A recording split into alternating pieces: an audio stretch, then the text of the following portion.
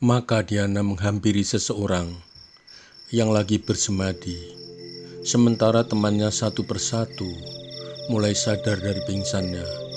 Gatot, Hambali, Yoseko, Herlan, Herman, dan Taat Sugriwo, karena sinar bulan yang tidak seberapa terang.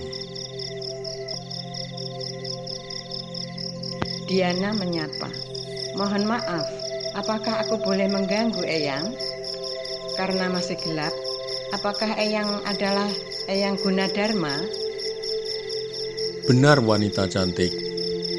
Kalau tidak salah, pas ini suara Diana Sunaringsasi yang beberapa bulan lalu datang ke sini. Diana Sunaringsasi, "Benar Eyang, kami datang kembali." Gunadarma, kalau tidak salah hitung, jumlah kalian ada 8. Apakah benar, Diana? Diana Sunaringsasi, "Benar Eyang, kami ber8. Aku akan ajak mereka ke sini Eyang."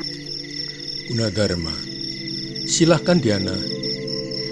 Beberapa saat kemudian Diana bangkit berdiri menuju teman-temannya yang sudah sadar untuk diajak bertemu dengan Gunadarma. Gunadarma, apa kabar kalian semua? Jegdanu, kami semua baik-baik saja yang. Gunadarma, kata Diana kalian ber8. Siapa yang satu? Eyang ingin berkenalan. Jegdanu, ini Eyang, namanya Taat Sugriwo. Gunadarma, mana? Eyang belum melihat, mungkin karena gelap. Gatot, mohon maaf Eyang dan juga Taat Sugriwo. Di samping karena agak gelap, memang Taat Sugriwo agak hitam sehingga kurang jelas kelihatan oleh Eyang. Mendengar ucapan Boy, tentu saja mereka yang mendengar tersenyum kecut. Namun mereka mengerti sifat Boy yang terbuka dan sukar berkelakar. Maka Taat Sugriwo segera mendekati Gunadarma. Taat Sugriwo, ini aku Eyang. Memang aku hitam Eyang, jadi bisa dimaklumin kalau yang tidak melihat kehadiranku. Hehehe. Gunadarma, Taat Sugriwo, kini Eyang jelas bisa membedakan di antara kalian satu persatu. Nah Jack, kenapa kalian datang lagi? Apakah ada hubungannya dengan permohonanku kepada Tuhan Yang Maha Esa agar bumi Mataram tentram dan damai? Jegdanu, benar Eyang. Rupanya ada kaitannya dengan gaduhnya bumi Mataram yang belum kami ketahui. Nanti kita perlu bicara Eyang. Mungkin ada sebagian teman kami yang masih kurang pulas tidurnya. Biarlah mereka riat dulu. Gunadarma, silahkan kalau kalian rehat. Kalau masih ada yang lapar maupun haus, di dalam ada sedikit makanan. Mungkin cukup untuk kalian. Tanpa dikomando, Boy dan Hambali segera bangkit menuju gua untuk mengambil air minum seperti beberapa bulan lalu. Tetapi tidak segera keluar hingga Herman dan Herlan menyusulnya. Karena masih juga belum keluar, maka Taat Sugriwo dan Jegdanu segera menyusul. Tinggal Yoseko Dharmawangsa dan Diana yang tidak beranjak. Gunadarma, kenapa tidak ikut masuk kalian Yos and Yuan Diana? Yoseko, tidak Eyang, aku masih kenyang.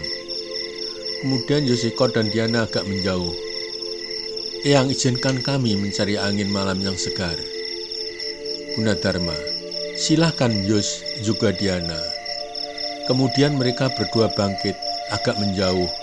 Yoseko, Diana adikku, maaf aku tidak ikut masuk ke dalam gua tadi, karena aku tidak ingin mengingat masa laluku bersama Dyah Pramudawardhani. Saat itu aku menjaga keselamatan Dani, memenuhi kebutuhan selama menyendiri untuk menghindari perebutan kekuasaan sebagai pewaris tahta ayahnya, sehingga di antara kami timbul benih rasa saling menyayangi. Rasanya Dani juga tidak menolak, tetapi keadaan yang memaksa kami berdua berpisah karena sebagai manusia berlainan zaman. Sungguh sakit sekali adikku. Diana Sunaring Sasi. Sudah aku duga, Jose kakakku. Aku mengerti akan keadaanmu. Padahal nanti rasanya aku masih membutuhkan pertemuan dengan Dani. Dengan bantuanmu, Jose. Tidak mungkin aku bersama Jack, karena kami belum ada perikatan apapun. Kami belum menikah, maka aku tetap meminta bantuanmu, Jose. Lupakan hal demikian demi tujuan kita yang lebih bermanfaat. Jose tidak siap berpisah karena terlalu tiba-tiba. Pasti nanti pertemuan yang kedua lebih mudah untuk menjalani karena masing-masing sudah siap untuk berpisah. Yoseko, oh demikian Diana. Diana Sunaring Sasi. Benar Jose kakakku, rasanya aku belum dapat membicarakan sekarang. Tetapi yang pasti, kita pasti akan bertemu dengan Dani. Berusahalah melupakan sesuatu yang akan membuat diri kita lemah, Jose.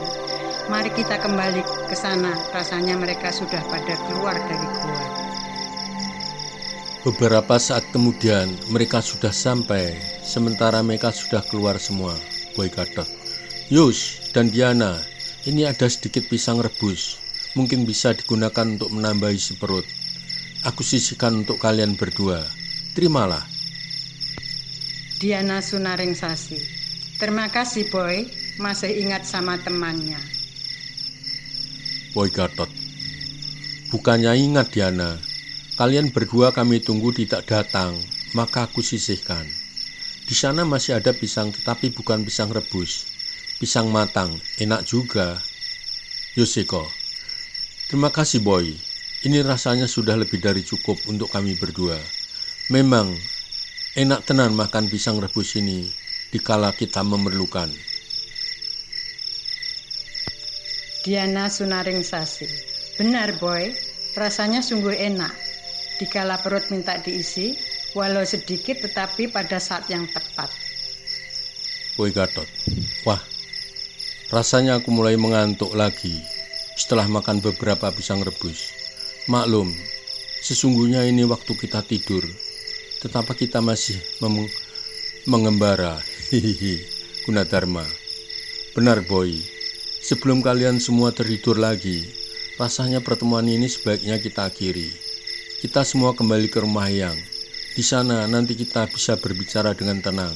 Sebaiknya berangkat sekarang agar sebelum matahari terbit kita sudah sampai di rumah untuk tidak menarik perhatian penduduk sekitar.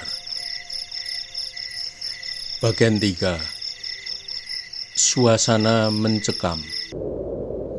Siang diterik matahari, macan kumbang berlatih bersama jurang gerawa beserta anak buahnya. Macan kumbang yang dulu dikalahkan dengan mudah oleh Yoseko dan Diana bertempur sambil tertawa, yang ia sendiri tak sadar kalau tertawa, bahkan akhirnya sampai pingsan karena lemas tertawa, sementara tenaga tersedot ketika menghantam dengan sekuat tenaga bagian perut Yoseko yang terbuka pertahanannya. Ternyata pertahanan terbuka pada bagian perut Yoseko hanya sebuah tipuan. Macan kumbang telah tertipu. Itu belum seberapa. Yang lebih menyakitkan adalah macan kumbang berhari-hari menghitung dengan susah payah dengan bantuan kalender kuno yang menghitung saat kapan gerhana matahari cincin terjadi. Bumi menjadi gelap. Berhasil hitungannya untuk mengelabui rakyat Mataram agar mengakui Durmagata sebagai pewaris tahta menggantikan Raja Samaratungga. Gembira nyaris berhasil, ternyata berantakan gara-gara ulah Jack Danu Group. Bahkan dikatakan sebagai permainan anak kecil di hadapan penduduk Mataram. Ini benar-benar menyakitkan hati macan kumbang, maka ia ingin balas dendam terhadap Jack Danu Group. Kini macan kumbang penasaran, walaupun hati kecilnya sudah berjanji kepada Jack Danu untuk tidak mencampuri urusan pemerintahan. Masuk kotak, kali ini macan kumbang ingin mengingkari apa yang sudah ia janjikan karena penasaran bagaimana pertempuran dengan anak kemarin sore bisa kalah. Padahal macan kumbang sebagai guru silat Dharmagata yang sudah banyak pengalaman di dunia persilatan, kalah dengan mudah